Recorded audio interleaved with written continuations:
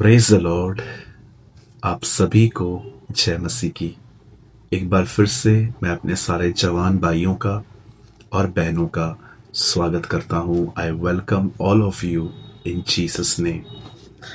आज का वचन उन जवानों के लिए है जो सेवा करना चाहते हैं, जिनके दिल में खुदा ने डाला है कि आने वाले दिनों में तू सेवकाई कर। आज मैं बात करना चाहता हूं आपसे कि यदि हम सेवा करना चाहते हैं तो हम कहां से शुरू करें। हम ऐसा क्या करें कि हम परमेश्वर की नजर में आए। आज से बहुत साल पहले प्रभु ने अपने एक दास को चुना। उसका नाम पौलुस था। आप सभी जानते हैं पौलुस सबसे पहले शाऊल था।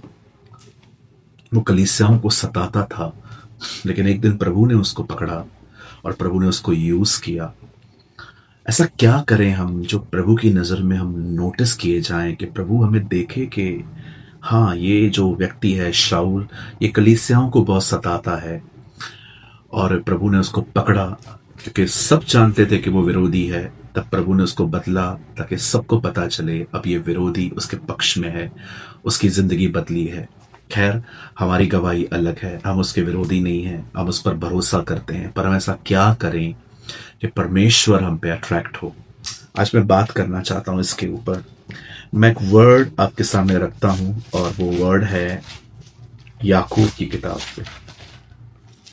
मैं जानता हूं ये बहुत ही गहरा है, लेकिन यहीं से शुरुआत होगी अगर हम सेवा करना चाहते हैं तो।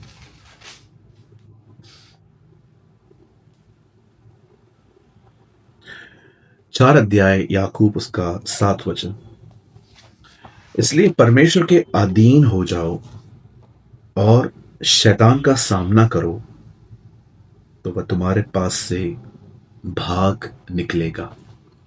यहां लिखा है शैतान का सामना पहले नहीं है, पहले परमेश्वर की अधीनता है। परमेश्वर की अधीनता का मतलब परमेश्वर के अंडर में चलना, उसके नीचे आना। जैसे कि परमेश्वर वचन है, जो कुछ वचन में लिखा है अगर आप वो करते हैं तो आप उसके वचन के अधीन हैं।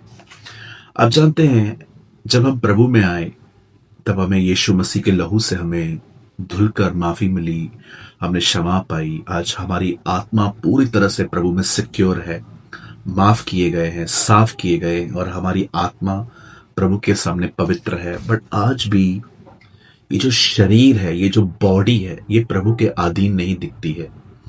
कई बार हम जो सोचते हैं हम वही करते हैं, कई बार जो शरीर कहता है हम वही करते हैं, कई बार जो हमें अच्छा लगता है वो हम करते हैं। क्या हमारा बदन, क्या हमारा शरीर परमेश्वर के अधीनता में है? सबसे इंपॉर्टेंट यही है।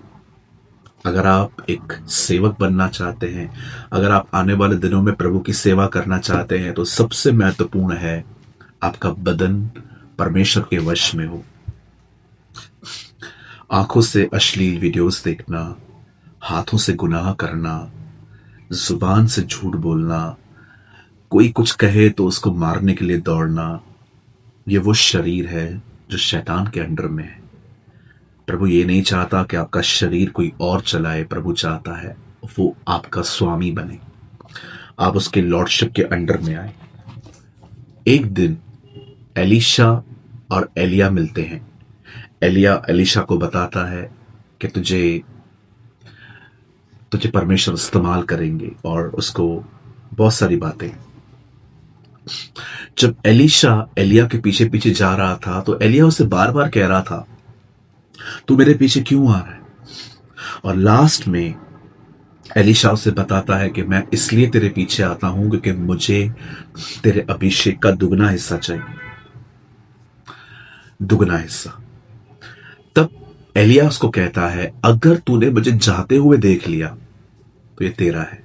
इट मीन्स अभिषेक आंखें मांग रहा था कि अगर तूने देख लिया तो वो अभिषेक तेरा होगा। यहां पर जिक्र है आंखों का। एक दिन मूसा को प्रभु ने कहा, अपना हाथ लाल समुद्र की तरफ बढ़ा, और जैसे ही उसने ऐसा किया, बाइबल कहती है एक हवा चलना शुरू हुई और समुद्र दो भाग हो गया। यहां पर हाथ इस्तेमाल किया गया, सिर्फ लकड़ी नहीं पर हाथ भी। आप पढ़ सकते हैं आगे चल के, जब यहोशू कनान जा रहा था तो रास्ते पे यरदन नदी आई, तो प्रभु ने क्या कहा, इस बार जब तुम अपने पांव यरदन में डालोगे, यरदन का पानी सूख जाएगा या सामने से रुक जाएगा। इस बार इस्तेमाल किया गई पांव, एक को आंखें, दूसरे का हाथ और तीसरे की टांगे। क्यों परमेश्वर इस तरह से काम कर रहा था? हमें समझाने के लिए। I want your body, I want your flash. मुझे तेरा शरीर चाहिए, मुझे तेरा बदन चाहिए। क्या आज हम अपनी क्या आज हम अपने शरीर को खुदा को दे चुके हैं? हम अपनी आत्मा तो प्रभु ने आपके ले ली है, पर क्या आप ये कह सकते हो, मेरे मेरे ख्याल और मेरा बदन खुदा का है। चाहे कुछ भी हो जाए, मैं ऐसा कुछ नहीं देखूंगा जो खुदा की नजर में खराब है। चाहे कुछ भी हो जाए, मैं ऐसा कुछ नहीं करूंगा जो खुदा की नजर में खराब है। मैं अपने आप को पवित्र बनाए रखूंगा ताकि परमेश्वर मुझे इस्तेमाल कर सके। मेरे भाइयों, मेरी बहनों, अगर आप प्रभु के लिए इस्तेमाल होना चाहते हैं, अगर आप चाहते हैं कि खुदा आपको यूज करे, तो सबसे पहले ये प्रिंसिपल है, आपका बदन परमेश्वर के वश में हो, आपकी बॉडी उसके अनुग्रह के नीचे हो, आपकी बॉडी उसके कंट्रोल में हो। अपने बॉडी के किसी भी हिस्से को पाप का अंग मत बनाइए, परंतु उसे परमेश्वर के लिए अलग रखिए। पुराने नियम में अब्राहम जब चुने गए वो 75 वर्ष के थे। जब मूसा ने सेवकाई शुरू की वो 80 का था। आप बहुत सारे ऐसे लोगों को पढ़ सकते हैं जिन्होंने बुढ़ापे में पुराने नियम में सेवकाइयां शुरू की। पर क्या आपने देखा, नए नियम में प्रिविलेज यंग लोगों को मिला है। यीशु के 12 चेलों में से कोई भी बूढ़ा नहीं था। मैं ये नहीं कहता हूं कि परमेश्वर बूढ़ों को उपयोग नहीं करता, जी नहीं। आप बिल्कुल वो सुन रहे हैं जो मैं कह ही नहीं रहा हूं। परमेश्वर बहुत सारे हमारे बुजुर्गों को यूज करता है, और इससे मैं बहुत खुश भी होता हूं देखकर कि हमारे बीच में हमारे बुजुर्ग हैं जिनको देख देख के हम मैच्योर होते हैं, सीखते हैं, लर्न करते हैं। पर बाइबल ये भी कहती है कि उसने अपने लास्ट डेज में उसने जवानों पर अपना आत्मा उंडेला है, उन्हें दर्शन दिए हैं, सपने दिए हैं। इवन यूहन्ना कहता है, हे जवानों, तुमने उस दुष्ट पर जय पाई है।